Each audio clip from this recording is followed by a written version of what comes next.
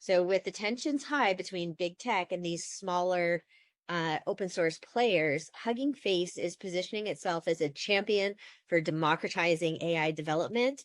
And it could be America's secret edge to the global AI race because we have other countries, Singapore, China, where we have products coming out with a lot lower budgets that have been more fully developed.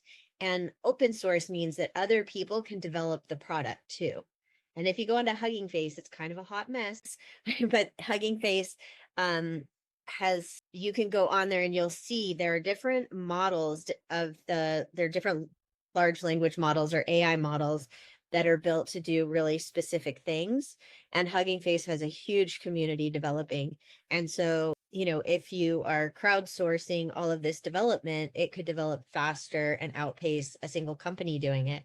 Even if the company has tens of thousands of employees, if you have hundreds of thousands or millions of people around the world who have access to develop, it's going to go faster and bring more innovation and not be kept in a smaller thought parameter also that's associated with particular companies.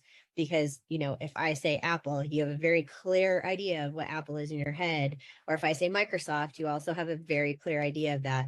Hugging Face, not so much.